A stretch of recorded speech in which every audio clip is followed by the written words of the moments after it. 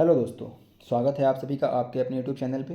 दोस्तों, इस video series में हम बात करेंगे कुछ ऐसे इंपॉर्टेंट क्वेश्चंस की जो कि आपके UP triple SC PET exam और यूपीएसआई एग्ज़ाम के लिए काफ़ी ज़्यादा इंपॉर्टेंट हैं। तो आप किसी भी एग्ज़ाम के अभ्यर्थी हों, इस वीडियो के सारे क्वेश्चंस को आप देखिए। सारे ही क्वेश्चंस आपके लिए बहुत ही ज़्यादा इंपॉर्टेंट रहने वाले हैं और जो भी तरीके बताए जाएँ उनको आप एग्ज़ाम में और अपने मॉक टेस्ट में इम्प्लीमेंट करने की कोशिश करिए, जिससे कि आप इन वीडियोस का मैक्सिमम आउटपुट ले सकें। ठीक है।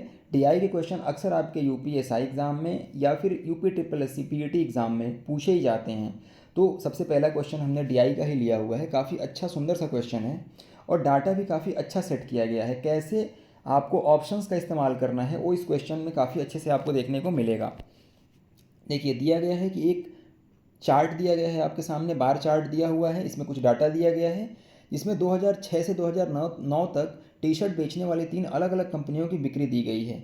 ठीक है। और पूछा गया है कि 2009 में बेची गई जेड टी शर्ट, 2009 में बेची गई जेड टी शर्ट, ये देखिए जेड वाई एक्स यहाँ दिया है ना। तो 2009 में बेची गई Z T shirt Y T shirt की कुल बिक्री का कितना परसेंट है, यानी कि ये ये और ये चारों साल में जो वाई कंपनी ने जो टी शर्ट बेचा है उसका कितना परसेंट है। तो डीआई का इतना भारी भरकम क्वेश्चन अब एक साधारण सा एडिशन एंड परसेंटेज का क्वेश्चन बन गया। कैसे? हमें निकालना है कि 740 कितना परसेंट है ये चारों साल में वाई के द्वारा बेचे गए टी शर्ट का। तो आप इसको अब जोड़ लीजिए। देखिए, 1120 और 11 ऐसे जोड़िए, 11 और 9 कितना हो गया? 20, 20 और 10 30, 30 और 10 40, 4000 हो गया। अब 90 और 20 110, 110 और 50 160, 160 और 80 240। ठीक है, यानी कि 4240 ये चारों साल में जो वाई टी शर्ट है उसके कितने टी शर्ट बिके हैं उसका नंबर निकल गया। अब सिंपल सा इसको आप सॉल्व कर दीजिए, आपको आंसर मिल जाएगा। तो अब मुझे एक चीज़ बताइए कि क्या आप पूरा क्वेश्चन सॉल्व करने बैठे रहेंगे? नहीं, आपको पूरा क्वेश्चन सॉल्व करने नहीं बैठना है। आपको इतना करने के बाद एक नज़र ऑप्शन पे देख लेना है कि क्या क्वेश्चन हमसे पूरा कैलकुलेशन कराना चाहता है या फिर हमको इतने से ही आंसर मिल जाएगा। तो चलिए देखते हैं उसका भी हम आंसर। हम ऑप्शन की ओर बढ़ते हैं। अगर हम ऑप्शन की ओर बढ़ें तो देखिए, यहाँ पे जब हम ऑप्शन की ओर बढ़ते हैं तो एक ऑप्शन है 17.45, दूसरा 36 है, तीसरा 29.25 है और चौथा 39.34 है। अब अगर आप इसको देखिए और ऑप्शन को देखिए, कोई भी ऑप्शन है ऐसा जो आसपास में दिख रहा है? बिल्कुल दिख रहा है। अगर आप 424 को 2 टाइम्स करेंगे तो ये क्या पहुँच जाएगा? ये पहुँच जाएगा 8 के आसपास, यानी कि क्या हो जाएगा? 2 चौके 8, 2 दूनी 4 और 2 चौके 8, 848 के आसपास पहुंच जाएगा, जो कि 740 से क्या हो जा रहा है? बड़ा हो जा रहा है। यानी कि जो भी हम डिवीज़न करने वाले हैं तो क्या होगा? एक बार ही जाएगा। ठीक है, यानी कि जो स्टार्टिंग डिजिट होगी वो क्या होगा? 1 से वो नंबर स्टार्ट होगा। और 1 से स्टार्ट होने वाला ऑप्शन कौन सा है? सिर्फ ऑप्शन नंबर ए है, जो कि आपका करेक्ट आंसर होगा। इसके आगे आपको कैलकुलेशन करना ही नहीं है। ठीक है, समझ में आया आपको कैसे ऑप्शंस का इस्तेमाल करना है। लेकिन जब आप घर पे क्वेश्चन सॉल्व कर रहे हैं तो इसको एक बार पूरा करके प्रैक्टिस भी आपको करना है कि कैसे जल्दी जल्दी आप कैलकुलेशन कर सकें, क्योंकि कई बार यूनिट डिजिट जो है वो इससे आप मतलब स्टार्टिंग डिजिट से आप आंसर नहीं निकाल पाते हैं। तो आपको पूरा का पूरा सॉल्व करना पड़ता है। इससे आपकी प्रैक्टिस भी हो जाएगी। तो इसको पूरा आप सॉल्व करिएगा। ठीक है, चलिए। तो सिंपल आप अगर इसमें यहाँ तक पहुँच गए थे कि 740 डिवाइडेड बाई 424, तो फिर आप आसानी से आंसर निकाल सकते थे यहाँ से ऑप्शन देख करके। ठीक है, चलिए आगे बढ़ते हैं। दोस्तों, अगला क्वेश्चन आपका रीजनिंग का है और मैं उम्मीद करूँगा कि आप इस क्वेश्चन को सॉल्व करेंगे और क्या आपको इसमें लॉजिक मिला वो कमेंट बॉक्स में आप ज़रूर बताएंगे। नेक्स्ट क्वेश्चन हम चलते हैं। एक और क्वेश्चन आपको डीआई का ही दिख रहा है। इसमें पूछा ये गया है कि वही वही वाला क्वेश्चन है, मतलब टी शर्ट की कंपनियां हैं 3, उसमें डाटा दिया हुआ है। अब पूछा है 2007 की तुलना में 2009 में ब्रांड एक्स टी शर्ट की बिक्री में कितने प्रतिशत की कमी आई। यानी कि ब्रांड एक्स 2007 में और 2009 में, यहाँ 1050 बेच रहा है, यहाँ 880 बेच रहा है, तो कितने की कमी आई। तो यहाँ 1050 माइनस 880 करेंगे, कितना बचेगा? 880 प्लस 20 900, 120 और 50 100 170 इतना ही होगा ना, 800 एक 900, हाँ इतना ही होगा 170। और पूछ रहा है क्या कि 2007 की तुलना में, यानी बेस आपका क्या हो जाएगा 1050, 1050 इंटू 100। अब यहाँ से ये चला गया 17 डिवाइडेड बाई 105 इंटू 100। इसको आप सॉल्व कर देंगे आंसर आ जाएगा। तो चलिए एक चीज़ हम देखते हैं, ऑप्शन की तरफ एक बार चलते हैं, ठीक है। ऑप्शन में हमें क्या दिख रहा है 17 डिवाइडेड बाई 105। अब अगर आप इसको सॉल्व करेंगे तो आपको थोड़ा सा आगे तक सॉल्व करना पड़ेगा। देखिए इसको अगर आप सॉल्व करते हैं तो ये 1700 बन जाएगा, ठीक है।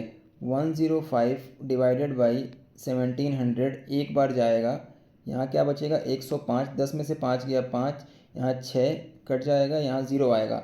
अब क्या इसको आप 5 टाइम्स ले जाएंगे, 5 का ऑप्शन ही नहीं है। 6 टाइम्स जा सकता है, हाँ चला जाएगा, 630 होगा, यानी कि 16 आएगा, ठीक है। यानी option number B is your correct answer. इसके आगे कैलकुलेशन नहीं करना है।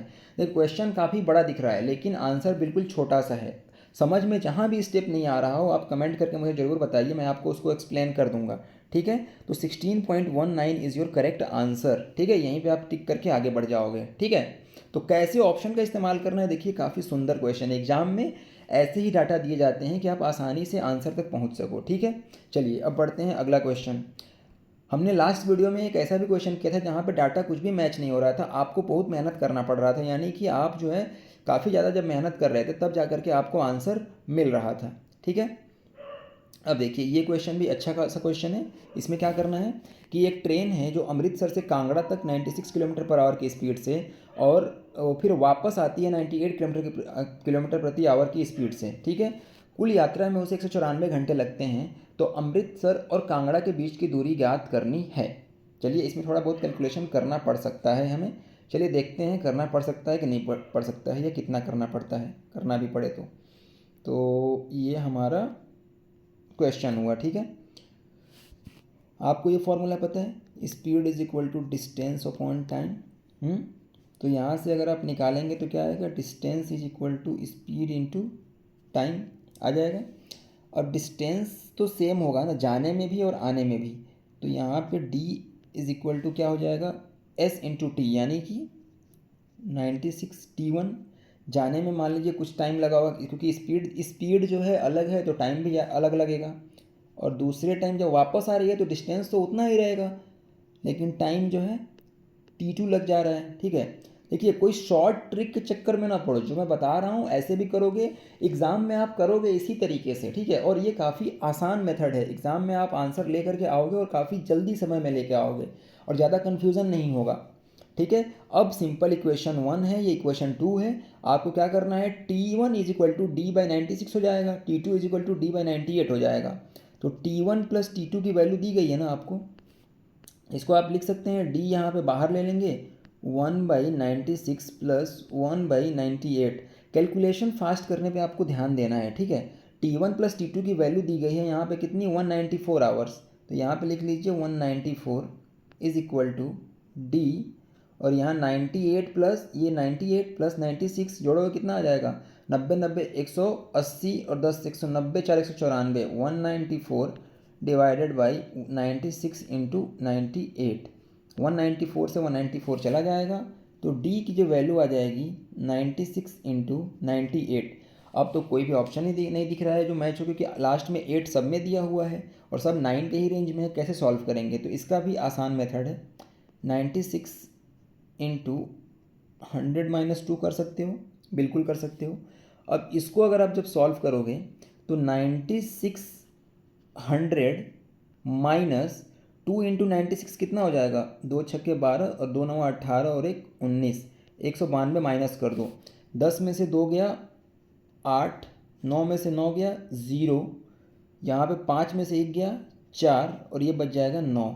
यानी कि डी की जो वैल्यू आपकी आ जाएगी वो आ जाएगी 9408, ठीक है। यानी कि आपका आंसर हो जाएगा option number D, option number D 9408 is your correct answer. उम्मीद करता हूँ ये भी आपको क्वेश्चन समझ में आया होगा। अगर कोई भी डाउट हो तो आप कमेंट करके पूछिए। चलिए ये भी रीजनिंग का क्वेश्चन आपको दिख गया।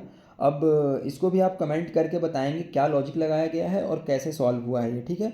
अगला क्वेश्चन हम देखते हैं। एक ये क्वेश्चन में बोला है कि a watch dealer sells watches at ₹176,064 per watch. However, he is forced to give two successive discount of 20% and 30% respectively. What is the यानी कि ये बोला है कि एक घड़ी विक्रेता जो है वह 1,76,64 प्रति घड़ी की दर से घड़ी बेचता है। हालांकि वह क्रमशः 20 और 30% की दो क्रमिक छूट देता है, तो अंकित मूल्य बताना है। देखो, इसको भी बेसिक से ही करो, आसानी से होगा। मान लो कि जो अंकित मूल्य यानी मार्क प्राइस एक्स है और जो छूट देता है 20% की छूट का मतलब क्या हो जाएगा, 20% का छूट का मतलब हो जाएगा 20% की फ्रैक्शन वैल्यू क्या होगी 1/5। अगर ये समझ में नहीं आया कैसे हुआ है तो मेरे परसेंटेज वाले प्ले लिस्ट में जा करके देख लो, परसेंटेज काफ़ी डिटेल में समझाया हुआ है। तो -1/5 का मतलब ये हो जाएगा 4/5 इंटू ये 30% की छूट यानी कि -3/10 यानी कि ये हो जाएगा 7/10 इज इक्वल टू 176064। अब अगर इसको हम सॉल्व करेंगे तो एक बार 4 से इसको काटते हैं, 4 चौके 16, 4 चौके 16, 4 एकम 4, 4 छके 24, ठीक है।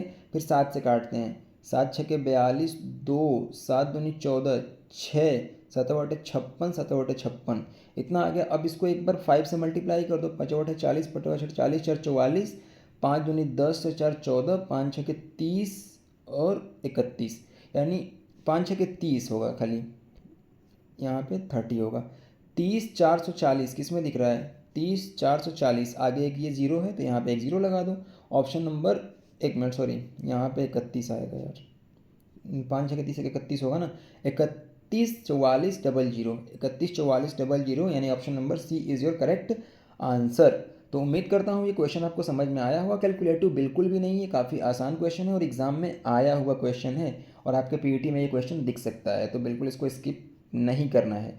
आई होप ये क्वेश्चन सारे करने में आपको काफ़ी मज़ा आया होगा और आपके जो भी डाउट्स हो कमेंट करके हमें बताइए। चैनल को सब्सक्राइब जरूर कर लीजिए। मिलेंगे अगले वीडियो में, तब तक के लिए पढ़ते रहिए, आगे बढ़ते रहिए। जय हिंद।